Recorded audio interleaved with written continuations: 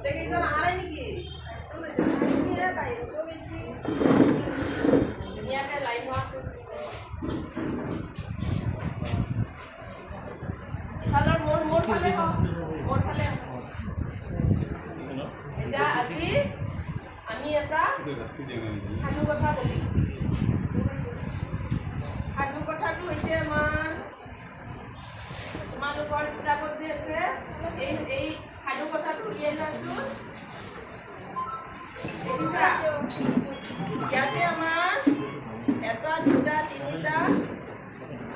4, 5, 6টা ছবি আছে, হয়নে? এই ছবিকেইটাত কি কি ছবি দেখিছা? ঘৰিয়াল আছে, ঘৰিয়াল নহয়, ঘৰিয়াল। এইটো ঘৰিয়াল বুলি কয়। ভালুক এটা আছে, এটা কি আছে? শহাপহু আছে, এটা আছে বান্দৰ, আৰু এটা হাঁহৰ পোৱালি, হয়নে? আৰু ওচৰতে এখন নদী আছে। ইয়াৰে কোনটো বস্তু নদীত থাকে? ঘৰিয়াল থাকে, ঘৰিয়াল। আৰু এই বান্দৰটো ক'ত আছে? গছত উঠি আছে। বান্দৰ ক'ত থাকে? গছত থাকে। আৰু শহাপহু ক'ত থাকে? গাঁতত।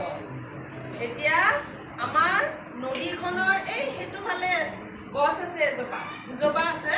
কিহৰ গছ আছে বাৰু? কলৰ গছ, পকা পকা কল, হালধীয়া হৈ আছে, হয়নে? আৰু ওচৰতে গছডাল আছে, গছডালত বান্দৰটোৱে উঠি আছে। হাঁহৰ পোৱালিটোও আছে, হাঁহৰ পোৱালিটোও থাকে নদীতে ঘৰিয়ালৰ লগত। এতিয়া আমাৰ 2 নম্বৰ ছবিখনত ইহঁত আছিল মানে বন্ধু, গোটেইকেইজনে বন্ধু কথা পাতি আছে। কথা পাতি থাকোঁতে সিহঁতৰ তাৰমানে এই বান্দৰটোৱে এই কলজোপালৈ চকু গৈছে। বান্দৰে কি খায়? কল খায়। বান্দৰটোৱে তাৰমানে নদীখন এতিয়া পাৰ হৈ কল খাব যাব বিচাৰে। এতিয়া সিটো সাঁতুৰিব নোৱাৰে, কি কৰিব? সি মানে গোটেই কেইজনে আহি আলোচনা কৰি আছে যে আমি কলকেইটা খাব লাগিছিল, মোৰ বিৰাট মন গৈছে কলকেইটা খাবলৈ, এতিয়া মই কেনেকৈ যাম তাতে? এতিয়া ঘৰিয়ালটোৱে কৈছে যে তুমিতো আৰু বেলেগকৈ যাব নোৱাৰা, এতিয়া তোমাক মই নিব পাৰিম এটা বুদ্ধি কৰি। এতিয়া এই ছবিখনত কি কৰিছে ঘৰিয়ালটোৱে বান্দৰটোক ঘৰিয়ালটোৱে কৈছে যে সখী বা বন্ধু, তুমি মোৰ পিঠিত উঠি তালৈকে যাব পাৰিবা, কল খাবা। তাৰপিছত এইফালে এটা ছবি আছে, এইটোত কি হৈছে? ঘৰিয়ালটোৱে নি পেলাই এই বান্দৰটো কলৰ গছত নি পেলাই উঠাই দিছে। এতিয়া বান্দৰটোৱে কলৰ থোকটো ছিঙি আনি পেলাই ঘৰিয়ালৰ পিঠিত আনি এইটো পাৰ পালে, এইখন ছবি, হয়নে? তাৰপিছত কি হ'ল? সিহঁত আটাইয়ে মিলি কলকেইটা খাই আছে। এতিয়া গোটেই কেইজনে কল খাব পাইছে, হয়নে? এতিয়া যদি বুদ্ধি নাথাকিলে হয় সিহঁতৰ, ঘৰিয়ালটোৱে যদি নকলে হয় মোৰ পিঠিত উঠি আহা বুলি, তেতিয়া কেনেকৈ যাব, হয়নে? এতিয়া কি হ'ল?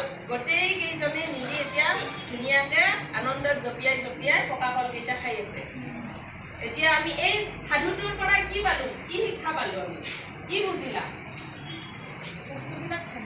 ভাগে খাব লাগে আৰু বিপদৰ সময়ত সহায় কৰিব লাগে। যিটো আমি বলেদি নোৱাৰোঁ সেইটো আমি বুদ্ধিৰেও কৰিব পাৰোঁ, যেনেকৈ বুদ্ধিৰে ঘৰিয়ালটোৱে পিঠিত উঠাই লৈ গ'ল। এতিয়া আমাৰ ইয়াতে ছবিখনত আমি কি কি জন্তু দেখা পাইছিলোঁ?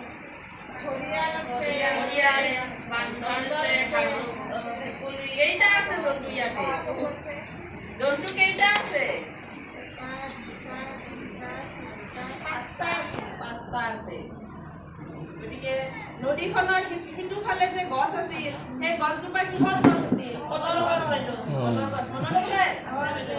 মই অহাকালিও সুধিছিলোঁ। বান্দৰটোৱে কেনেকৈ নদীখন পাৰ হৈছিল? ঘৰিয়ালৰ পিঠিত উঠি। আৰু কি লৈ আহিছিল বান্দৰটোৱে তাৰ পৰা? কল আনিছিল। কলকেইটা পকা আছিল নে কেঁচা আছিল? পকা আছিল। পকা কল খালে নখাওঁ? পকা কল খালে কি হয়? গাত বল হয়। এতিয়া সাধুটো তুমি নিজৰ কথাই দি ক'ব পাৰিবা না? নিজৰ ভাষাৰে তোমাৰ ঘৰত যি ভাষা কওঁ সেই ভাষাৰে ক'ব পাৰিবা না? যে কৈ দিয়া তুমি কোৱাচোন অলপ এনে এখন নদীৰ পাৰত এটা বান্দৰ আছিল, এটা ঘৰিয়াল আছিল, ভালুক আছিল, তাৰপিছত আৰু হাঁহৰ পোৱালি আছিল। নদী এটা এটি ঘৰুৱা কথা তাৰপিছত আৰু নদীৰ সিপাৰে আৰু কলৰ গাছ একডাল দেখা পাইছিল। দুডালো থাকিব পাৰে, দূৰৰ পৰা অলপ অলপ দেখা পাইছিল। তাৰপিছত আৰু বান্দৰে আৰু কল খাই ভাল পায়। তো কি কৈছি মোৰ কল খাব মন গৈছে, কি কিনকে খাম?